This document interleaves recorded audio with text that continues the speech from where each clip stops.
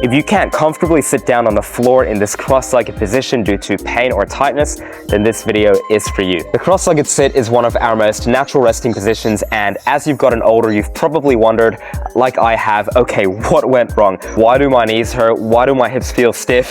Why are my knees stuck up here? Why can I only last here for around 10 to 20 seconds before I have to shift my legs, my hips, or just get out? It just doesn't feel good. It doesn't feel productive. Why is that? The truth is 99% of us are born with enough hip mobility to sit cross-legged and more, and we're meant to maintain that as we age, and we can see this in Asian cultures. However, unfortunately for us, in the more Western and European cultures, the normality of chairs, and maybe just as importantly, how not normal sitting on the floor is, we have lost our most basic ranges of motion over years and years of sitting down with our knees and hips stuck at 90 degrees. I'm sure you've seen all those articles correlating longevity with how well you can sit and stand from this position, which might have been a bit of an oh shit moment for you because I can't even sit comfortably here. How the hell am I gonna stand up? Now, while most of us know intuitively that the cross-legged sit isn't the be-all and end-all of physical well-being, it's still important, it's still functional. Unlocking the ability to sit and move around while cross-legged can assist us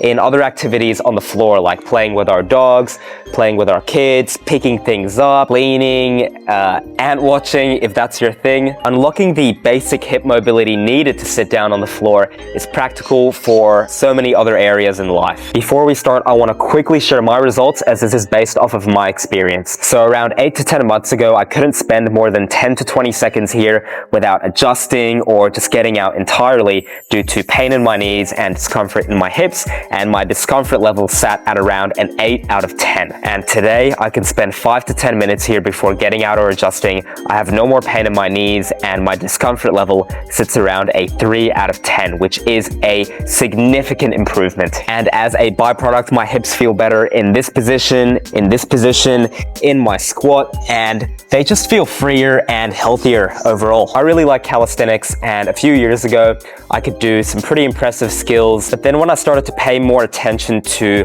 how I actually felt, I realized that I couldn't honestly call myself a functional mover if I couldn't even sit down cross-legged for 10 seconds. And this is one of many factors that pushed me to include mobility work in my training. I know I'm talking a lot, but I just wanted to get across why I think this is so important. Okay, I'm gonna share the 3 things I did to improve my hip mobility, specifically for the cross-legged sit, because our hips are the main factor limiting our cross-legged sit. However, look out for that bonus tip at the end if you're someone who struggles to get your knee to fully bend, as that's important too, and that's also something that I struggled with. Okay, number 1, we're finally getting started. All right, so the first thing we need is the ability for our foot to sit in line with our knee, or somewhat close to it, as when we are sitting cross-legged, our foot is very close to sitting at knee level. And for this to occur, we need hip external rotation. And for our hips to externally rotate, we need adequate flexibility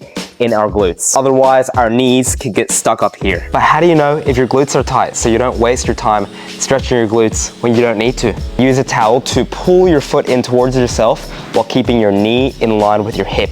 If you can't get past 45 degrees without that intense glute stretch kicking in, then you need some serious work. And ideally, we want to be able to get to around 90 degrees to be very comfortable in our cross-legged sit. I'm gonna go over 3 of my favorite positions that we can use to open up our glutes, and I want you to choose the one that suits you the best. I would recommend with starting off by trying out this first position. We call it an inclined pigeon. You're gonna find a box, a bench, or a desk anywhere between a knee and hip height. We're gonna place our foot onto the edge as well as our knee. From there, we're gonna place our back foot into a comfortable position, and we're gonna try and square our hips off toward the front.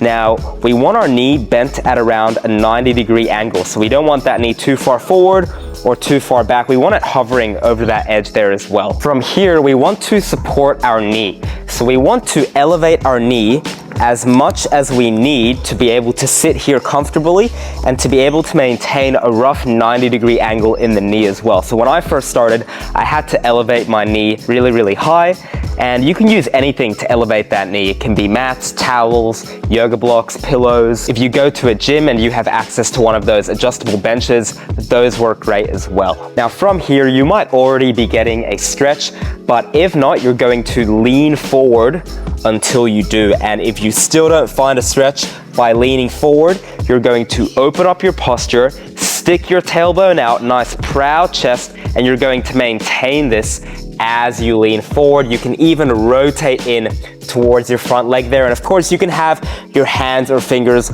on this box to support you. Now, once we found this stretch, we're going to utilize an effective form of mobility training that involves 2 contractions. So we can start off with just some deep breaths, just sinking into the stretch for 10 to 30 seconds. Then we can begin to push our knee and our foot down into the box for around 10 seconds. If it feels better to push just your foot or just your knee down instead of both of them, you can do that as well. After that first contraction, you're gonna do your best to stay nice and still, and you're gonna attempt to peel your knee and your foot away from the box for another 10 seconds. Now, it's not actually going to lift because you're in a stretch already, but what it does is it trains your brain to actively pull into that new range of motion. After both contractions, you can rest for a few deep breaths, and then you can go in for a second round, pushing your knee and your foot down again for 10 seconds. As you're pushing that leg down, you're thinking about squeezing the glute that's on stretch. Then you're trying to think about pulling your shin up into your chest, thinking about squeezing the inside of your thigh for another 10 seconds. I would recommend doing these contractions for 2 to 4 rounds, so we end up staying in this stretch from anywhere between 1 and 2 minutes. Now, how hard or intense should these contractions be? Well, as hard as you want, but I would start lightly if you're new to stretching and training your glutes like this. Over time, we want to build up how hard we push down. The stronger we can do these contractions, the better results we'll get. So if that incline pigeon was not for you, or you just don't have the equipment for it, then I want you to try this lying glute stretch. You're going to place one foot up against a wall, and then you're going to bring your other foot over your knee. And it doesn't have to be your foot, it can be more of your heel or your shin if that's more comfortable. If that's not possible, you're going to scoot back until it is, and you should be getting a nice glute stretch here. If not, you can push your knee forward, you can scoot closer to the wall, or you can think about actively driving your bum down towards the floor, or all 3. Now from here, the sequence of our contractions is the same. So we can start off with 10 to 20 seconds of deep breaths, then we can start pushing our foot through our thigh for 10 seconds, squeezing the glute that's on stretch, followed by actively trying to pull our foot away from this knee here, squeezing the inside of our thigh for another 10 seconds, anywhere between 2 to 4 rounds, making sure each contraction feels nice and safe the whole time, but trying to increase the effort of each contraction if possible. Okay, for our last option, we're gonna go over our 90-90 glute stretch. This is great when you're traveling or on the go, as it only requires a floor. So you're gonna sit down on your bum, 90-degree angle roughly in your back leg, 90-degree angle in your front leg. From there, you can adjust the back leg slightly. You can move the knee forward, you can move it back. Once it's comfortable, you're going to square your hips off to the front, and we're gonna aim to find a stretch in that glute now. To find a stretch, you can either lean forward. If that doesn't work, you can stick your tailbone out, you can open up your chest, you can maintain this posture as you lean forward, or you might already be getting quite an intense stretch if you are really tight. Now, I know I said we didn't need any equipment, but we can elevate our bum if we do struggle to sit in our 90-90 comfortably. Once we have found that glute stretch on the front leg, the contractions are the exact same as that inclined pigeon. So 10 to 30 seconds of deep breaths, then pushing the leg down into the floor for 10 seconds, followed by trying to pull it away from the floor for another 10 seconds 2 to 4 rounds. The next thing we need is the ability for our hips to move away from the center line. This is called hip abduction, and it's restricted by tight groin and adductor muscles. If you can't open up your hips like this, then those tight inner thigh muscles are also going to keep your knees up, which is not going to make it super comfortable to sit down cross-legged. So how do you know if your hip abduction needs work? Well, if you can't get your knees to touch the floor like myself, then there's always work that can be done. However, a good goal to work towards would be being able to get your knees within 45 degrees away from the floor. I have another 3 positions we can use to open those inner thigh muscles up. We have the butterfly, the bear sit, and the frog pose. We're gonna go over all 3, but I'm gonna start with and spend the most time on the butterfly, as I believe it's the most efficient position to improve this quality. Okay, for the butterfly, let's get started off by finding ourselves a position that we can comfortably hang out in. So if we're unable to sit up against a wall or a bench like I have here and to pull our heels in towards our groin because it just feels like we want to get out, then we can use some elevation. So this can be yoga blocks, this can be pillows, towels, whatever you have available to you.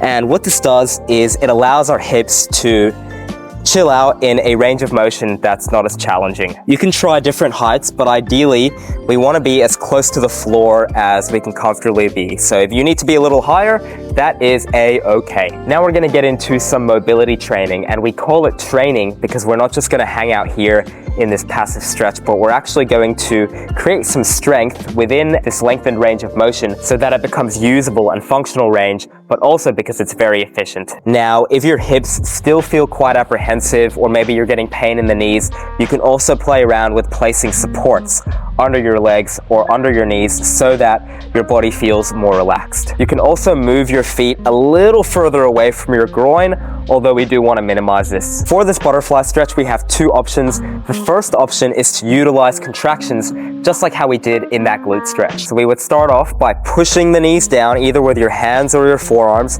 searching for a stretch, taking deep breaths for 10 to 30 seconds so we sink into that passive stretch a little bit first. Then our first contraction will be pushing our knees up into our hands for 10 seconds without allowing them to actually move. We want to make sure that as we're pushing up, our hips feel safe the entire time, so you might have to start quite lightly. And we're also going to be thinking about squeezing and contracting the insides of our thighs. After 10 seconds, we're going to perform that second contraction, which will be actively trying to pull the knees away from the hands, squeezing the outsides of the hips and the glutes now for another 10 seconds. After that, we come back on, we try and relax the hips, we take a deep breath or 2, we rest, and when we're recovered, we can go for another round. Usually 2 to 4 rounds is a good amount for most of us. Our second option is some loaded dynamic stretching, where we push the knees up as high as is practically possible, and then we just slowly control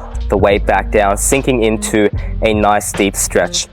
We want to choose a weight that allows us to get into our deepest position, but we also want to make sure it feels nice and safe the entire time as well. Once you've sunken down into your lowest position, you have the option of just relaxing or actively trying to pull the knees down with the assistance of that weight. I like to go for around 8 to 12 reps here, with about a 5-second pause at the bottom where I'm actively driving my knees down. Our second option, the bear sit, is really good if you have trouble with going into full knee bend. So it's just like the butterfly, except we're leaning back a bit and we have our feet out away from each other. So instead of having our heels in, they're out, and from here, you're just going to pry your knees apart until you get that inner thigh stretch. From here, you can play around with moving your feet in a little closer towards each other, further away from each other, further away from yourself, or further in towards yourself to find the stretch that works best for you. From here, the contractions are the same as that butterfly. So we can start off by pushing our knees up into our forearms for 10 seconds. You'll feel that inner thigh squeeze.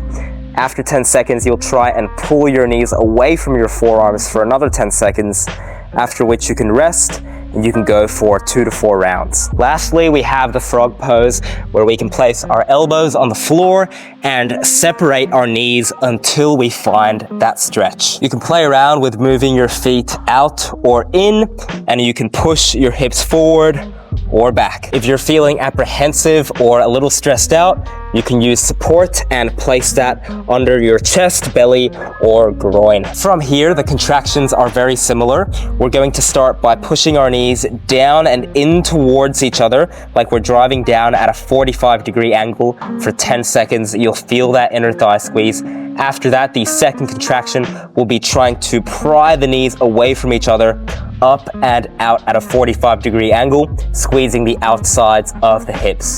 After that, relax, 2 to 4 rounds. Now, whether you chose the butterfly, bear sit, or frog pose to improve your hip abduction and the length in your groin and adductors, just like with all of the glute stretches we did before, you can do multiple sets. We're looking for an effective amount of intensity and volume within these lengthened positions, just like a traditional gym workout, where if you do 1 bicep curl, it might not make changes, but if you do 10, for 2 to 3 sets, then you're most likely going to see some progress. And if you're really new to mobility training, you might only need 1 to 2 rounds or 1 to 2 sets of something before your body tells you, okay, that's enough, I'm done. So really it comes down to listening to your body, seeing how it responds the next day or the next few days, and going off that. Okay, and lastly, we can improve our cross-legged sit by spending more time sitting cross-legged. Who would have thought? But we have to go about it safely. We can't just jam ourselves in here for 10 hours a day.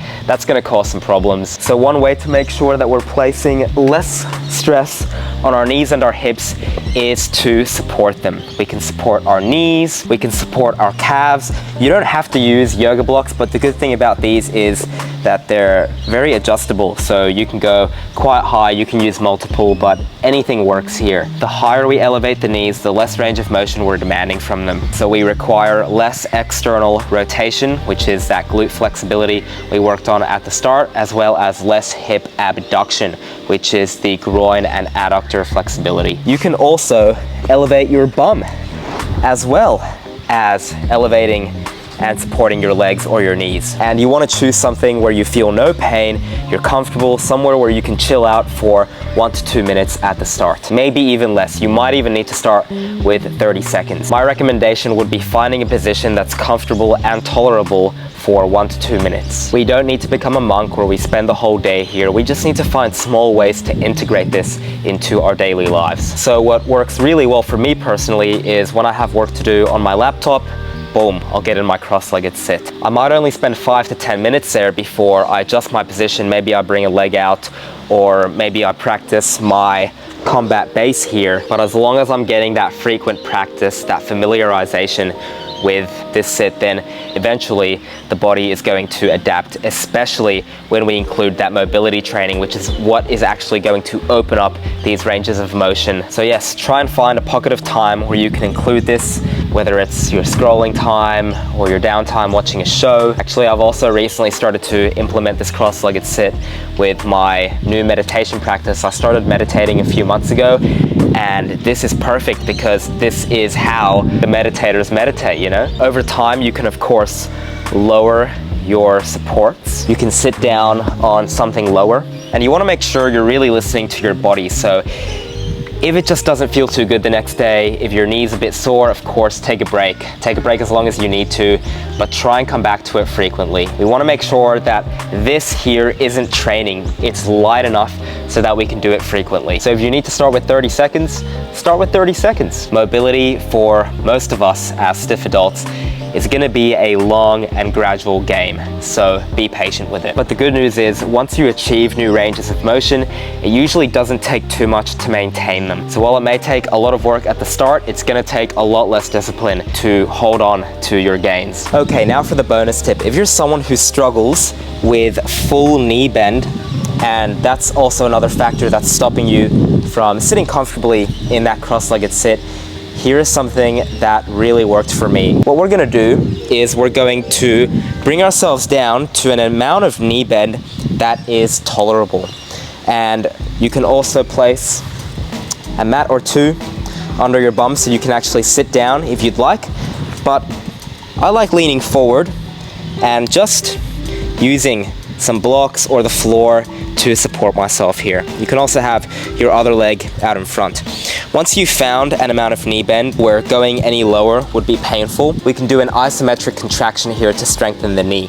So once you're in that position, you can push your foot through the floor anywhere between 10 and 30 seconds, not pushing through too much pain. Sometimes pushing to a 2 or a 3 out of pain can yield some decent results, but I would start with going for a pain-free contraction at the start. If that's a bit uncomfortable for you, you can also do it lying down, bringing your knee into as much bend as you can take, and then holding it still as you drive your foot out into the other leg. You can start off by just doing that once and seeing how your knee feels after it or the next day, and continue doing that every day until you can start to build up to multiple sets within the same day. Once you can start pushing a little harder and you can get into more and more knee bend, you might have to do it less frequently throughout the week, as you'll need some rest days in between those harder efforts. I'll probably go into the topic of improving full knee bend later on in a separate video. That's it for now. Thank you so much for watching. Make sure to subscribe if you want more practical tips on improving your mobility, your joint health, function, how you feel, how you move. I currently still deal with some chronic pain in certain joints, and so I am on that journey myself of trying to free myself from the prison of, stiffness and joint pain. And everything I learn, every problem I solve, I'll share with you.